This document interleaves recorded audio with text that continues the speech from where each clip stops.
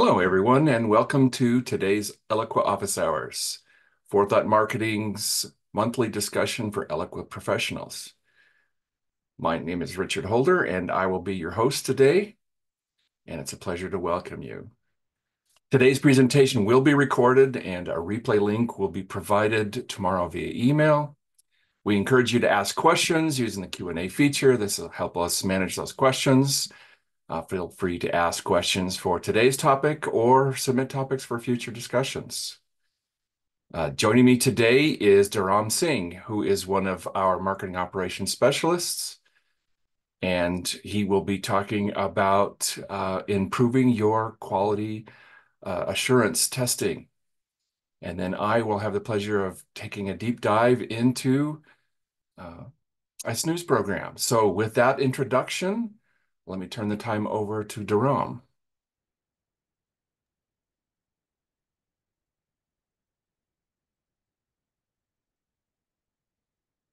Thanks, Richard. So I'm just putting off my camera so that people can focus on the screen. There should be no distraction. So good morning and good afternoon, everyone. My name is Tara, and today we will be discussing the importance of advanced quality check in campaign assets. Ensuring high quality campaigns is always crucial for maintaining our brand reputation and delivering a positive experience for our customers.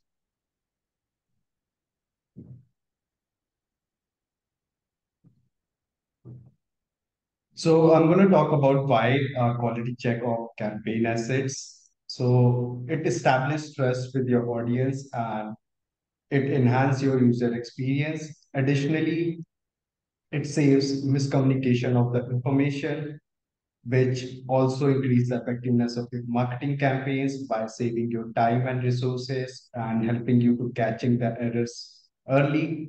And it also allows you to ensure consistent branding, which is essential for maintaining a brand's integrity. Then it also helps you with compliance and legal risks. So quality check ensures that all the content, including claims, statement, representations in the campaign are accurate and legally compliant.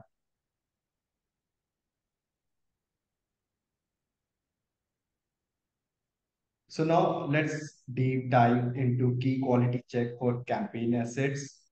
So are you checking your, we will be covering, are you checking your subject lines in an email series? Are you checking rendering and responsiveness across the email clients? Are you checking accessibility on your landing pages? Is your dynamic content is consistent in font color and size? And are your form submission values stored properly at the contact level?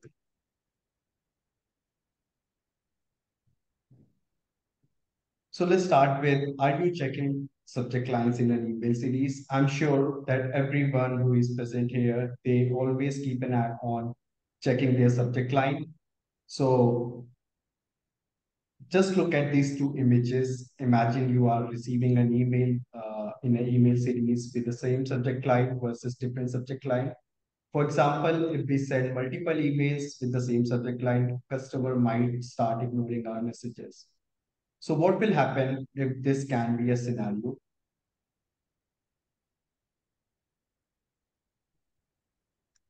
There will be email overload. Sending same subject line emails might lead customer to feel overwhelmed and it can trigger them to ignore or delete without even opening.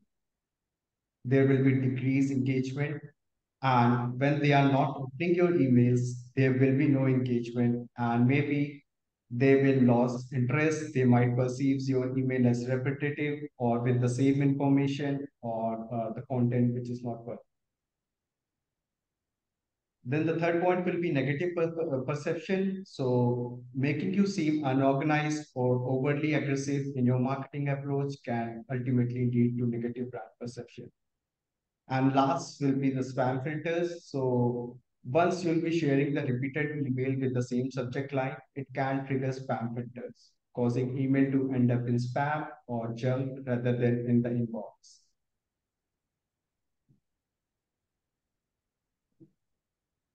Next, we have, Are you looking rendering and responsiveness across email clients? Because ensuring a consistent user experience across the different email clients and devices is crucial. So what if in case it is not rendering properly, there will be inconsistent user experience. Recipient may find the email visually confusing, which may lead to negative experience.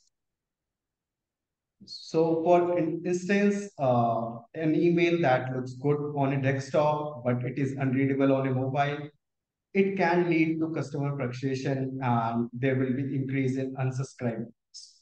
There can be missed information. Key information like CTA, images, links, or text may not render correctly. And the last point will be reduce effectiveness. So the primary goal of our email marketing is to communicate with the customer. So inconsistent design can hinder this and reducing overall effectiveness of your campaign. So did your spidey sense go off when you saw the title slide? We deliberately made an error on the font weight and color.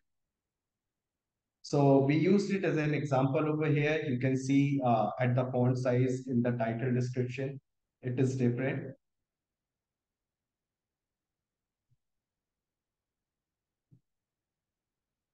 Accessibility is another critical aspect.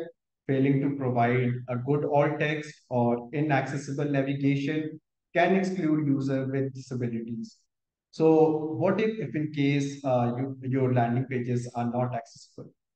You are losing a lot of opportunities. Potential customers who cannot access the landing page may give up on trying to learn more about your product or services. Eventually, you are losing a sales opportunity.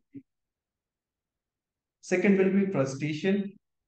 When visitors who are encountering an inaccessible landing page may become frustrated, it may negatively affecting their perception about the brand, which will lead to frustration. Third will be the legal risk. So depending on the regions, company may face legal repercussions if their website do not comply with accessibility standards and regulation. And the last point will be the SEO impact.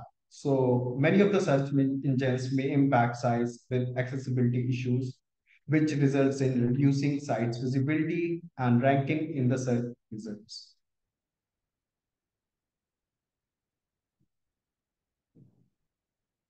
So is your dynamic content is consistent in font, color, and size? Consistency in dynamic content such as font color and size is vital, and inconsistencies can cause distracting and misinterpretation of your emails. It will decrease the trust and credibility with your customers.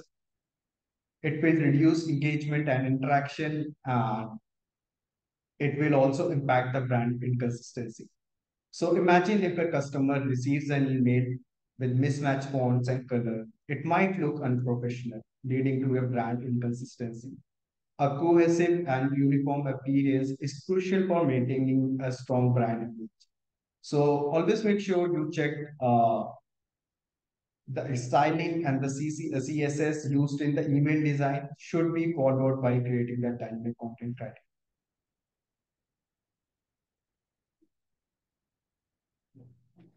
Finally, are you checking your form submission values? Is that stored properly at the contact level?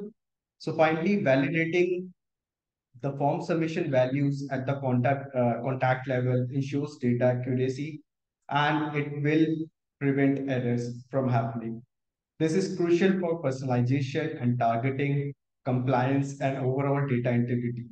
For instance, if a customer form submission isn't correctly stored, it can lead to miscommunication and missed marketing opportunities.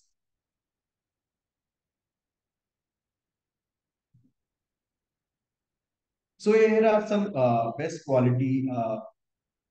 practices while doing a quality check you can opt. So first is always consider a unique subject line. Avoiding repetition in subject line is essential. It prevents recipient fatigue and ignorance. It increases open rates, enhances message relevance, and prevents spam traps. Second is responsive design templates. So you need to ensure your email are designed responsibly to adapt to various screen size and email clients. You can use fallback fonts and alt text if in case some certain elements do not render properly. You can also go ahead and use email marketing platform tools such as Litmus or Email on Asset. Then dynamic content criteria live testing. A rigorous testing is always required when you include the dynamic content criteria. Always make sure that you are comparing all the emails with the dynamic content criteria, that font and the font size and everything should be rendering well with that. Then you can use accessibility tools for landing pages such as Wave or Google Lighthouse. You can follow accessibility standards and you can use HTML validators for validating the HTML and CSS you have used. Always make sure that you do a couple of form submission to check whether values are updated correctly or not. Once checked at the form level, go to the contact level and check if the values are updated correctly.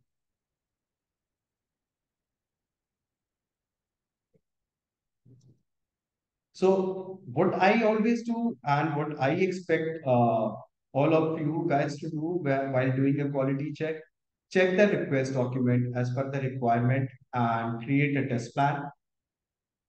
Test all the assets against the test plan details. Match the content from the document, which reduces error.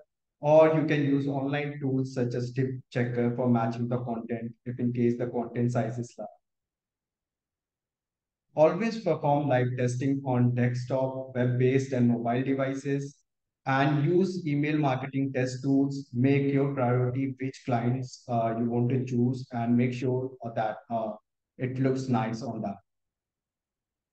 Always make sure once you are done with your testing, make sure you have documented the test result. So in short, I have talked about why we need a quality check, some advanced key quality check for campaign assets, for best practices we can follow. And here's a test plan sample I wanted to share with you. So it's an example of email checklist, which you can create by yourself, knowing what email settings and email details you might require in your test plan. And here is the image used for Litmus email client. So you can see that we have different client person, so with different OS person. So make sure you are at least checking live on one of these and in with the help of like email Litmus on asset, you can check it for the other versions as well. So you can use QA section if in case you have any questions. And thank you. And I'm handing it over to you, Richard. All right. Thank you very much, Dharam, for that excellent overview of quality assurance. I know we rely heavily on Dharam to help us make sure everything's quality, and he does a great job. So I'm checking the questions here. Dharam, we do have one question I wanted to ask. That is, could you remind us what is the process you use for checking accessibility on landing pages? All right. So it depends as per the client requirement, but as a best practice, what I check for text spacing, I check for my page title, the language of the HTML I have. For example, if you are using a Spanish version of a landing page, so if you have put language as an EN, so it will render validating errors in an HTML validator. I always look for ARIA validation. If there is any error, then I go to the tools like which I was stated early to check that font size is rendering properly. There is no color issue in that. Also, I look for zoom at 400% so that if in case that is presented over a screen reader, it should render properly. I check for alt text and it's always like if you are using a good alt text, it adds a lot value to your landing pages. For example, if I take a good and a bad alt text, like if in case you have used image word for an image, and on the second hand, as a good alt text, I'll say that this is an image showing a person at a beach. So a quite brief description helps in that. And finally, when you will be checking your HTML in HTML validator, it will show what errors there are. So you can fix those errors. And there are some known errors which cannot be fixed, such as Eloqua tracking, if in case you are using Eloqua marketing automation platform. So there will be some tracking issues which will be coming. But on a bigger perspective, you can make your pages accessible. So there's a set of rigorous process you need to follow, and that's how you'll be able to do that. Great. Thank you very much. All right, so let's move along and move to my section of the presentation. And as a reminder, if you have additional questions for Dharam, you are more than welcome to ask those in the chat. So I'm going to talk about the Snooze program. And if you joined us a few months ago for office hours, you heard Queena, who went in detail about some of the rationale why we add snooze programs. And in case you are unfamiliar with a snooze program is really about giving customers an option beyond just opting out of your communication. Because let's be honest, everyone receives a lot of email. We send a lot of email, so we understand that that's happening. And sometimes people need to take a break, or maybe they are have a change of assignment, or they have a new priority, and so they want to focus on those areas. So maybe your particular set of emails are not necessarily top of mind. So giving them the ability to delay that communication for a period of time is a great way of giving them control and giving them the ability to make sure that they don't opt out, and you retain them as a customer and a contact in your database, but they get to take a pause. So the example I'm going to talk about today, a few requirements that we put into this that we wanted to make sure happen. We wanted this to happen immediately. You know, as Eloqua administrators, we're always familiar with things taking effect immediately. So this is not new, but we want to make sure that that happens to them. We are going to unsubscribe people in the program. So this is the tactic that we're going to use in Eloqua. The other reason why we use global unsubscribe is it still preserves their group settings. So if they have opted in and out of certain topics, that won't be affected. And then once we bring them back off of Snooze, that is going to be preserved moving forward. The way we're describing it today, you also can add Snooze to your existing campaigns. And there's a little caveat here that I'll cover as we get a little bit closer in here that you're going to need to pay a special attention to make sure that you don't have problems with unsnoozing your campaigns. There are some additional options that you might consider implementing, and I've chosen not to do these today, mostly because their implementation is a little bit more specific to how your pages might be and how you were implementing it. But these are certainly options you could consider. You could do an unsnooze. So, you know, somebody snoozed and then a week later they decide, now I want to go right back in and receive communication. So you can easily unsnooze them. You might consider adjusting frequency. I know that's an option for some people because sometimes you get bombarded and you want to slow it down a little bit. And then you may also have a requirement for improved reporting. And so you'll need to collect some additional data to do that. So let me start with a very simple form designer landing page here. Of course, your email preference center is likely to have much better design. It's going to have friendly language. You want to make sure that when people arrive at your preference center, they feel welcome, they feel in control, and it's not an afterthought. The more you embrace them and share with them that you respect their preferences, the better their experience is going to be, and the more likely you are to retain them. So the way this will work is if somebody was to select the snooze option, we're going to update the UI and we're going to give them some options. So we want to constrain the different choices they can make. That simplifies how we are going to do our implementation. And then once they submit, we'll jump over to the form processing steps that we'll need to do in order to implement this. So the first thing we're going to do is, of course, we're going to save the data that we received in the form. So that's what this will look like. So you can see here the snooze option value that was selected, I'm going to store in the snooze field and then store with the email address. The next thing that's going to happen is I'm going to, if they have selected the snooze option, I've got a conditional statement here that's going to process that if that contains a value, and I'll show you what that looks like. So if the snooze option is not blank, then we're going to process that. And that's how we're going to um, make sure that that gets unsubscribed. So this is the step where we're going to globally unsubscribe them. So that happens first.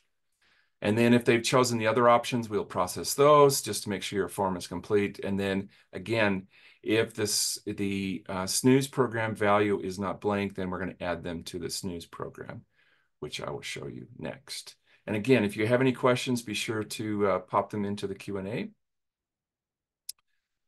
All right, so here's our program. It's relatively straightforward. We try not to make this too complicated. This is where the context will flow in from the processing steps, and then we're just going to evaluate using a decision step and move them down the path that corresponds to that. So it's going to go in, it will wait for the period of time that they have specified. And once that wait step is over, then it will resubscribe them. And as I described earlier, it's going to preserve all of their group selections. So they will continue to receive or not receive the communication based on their previous preferences. And then the last step we're going to do, of course, is we're going to clear the snooze field. That way that it will show that they are no longer in a snooze state. And I described earlier how we can add these to campaigns and make them fully compatible with this snooze. And so here I have my existing campaign, and my segment members are going to flow in and they just go directly to this step. Now, if I implemented snooze and I did not have the change I'm going to show you in just a second, and someone's to flow into this email and they were globally unsubscribed, that contact would be stuck here. And so what we want to do is avoid that. So to do that and make it compatible, we're just going to do a decision step prior to sending the email. We're going to check to see if the snooze field has a value, that if it's blank, that's true, that we're going to go down this path and we're just going to continue on. If the field is not blank and there's a value in there, we are going to just delay it by day. So we'll wait and it'll come back and it'll do this however many days it needs in order to process that. And if you do this, then do it this way and you implement it, then when they if they snooze and they come back, it's just going to resume exactly where they left off.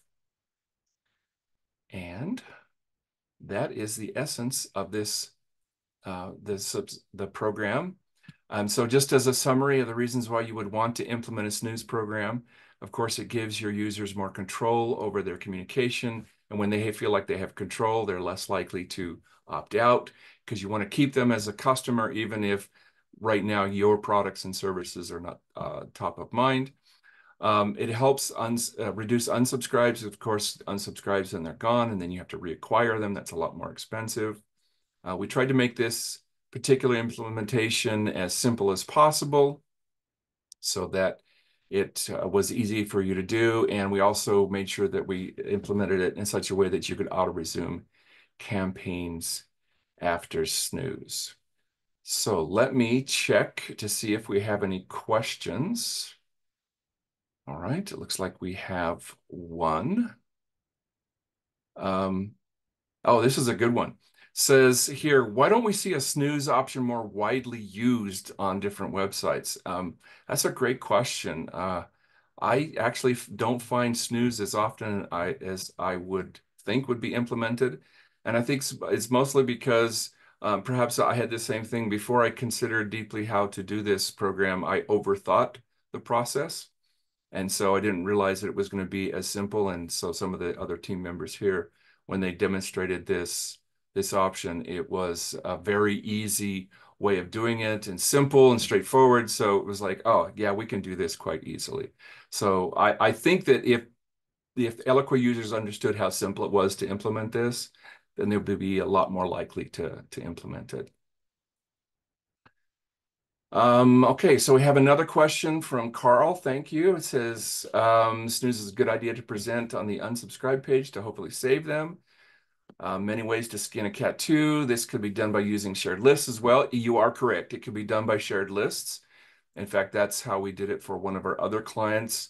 The advantage of shared lists is it does give you some additional kinds of reporting that you could do as well. So depending on what your existing practices are, that was certainly an option to do that. We chose to use this one for this example just to make it as simple as possible. So thank you very much for that. Let me check. All right. That's all the questions we have for this particular webinar. I did receive one question that I promised I would answer as part of the registration. And this person was asking how they could send emails to a shared mailbox and made sure that different individuals using that shared mailbox would receive that communication. There are some folks out of the United Kingdom that asked this. So fortunately, this is one of the problems or the limitations that Eloqua has, that if you try to send a second record that matches the same email address, your campaign is going to suppress that. We developed a solution we call many-to-one that allows you to work around that particular issue. So if you have different records as custom objects connected to the same email address, our many-to-one cloud app will allow you to cycle through those, and then you can send to multiple people. For example, if you're sending to accounts in an accounting mailbox, or maybe members of a household, if you're a travel agency and you have different people with different itineraries, you want to deliver those to them. Our cloud app allows you to extend the functionality of Eloqua and do that many-to-one communication and send the kind of communications that's there. So that's the additional question.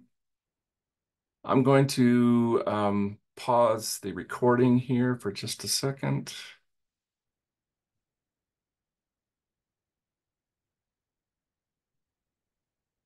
There we go.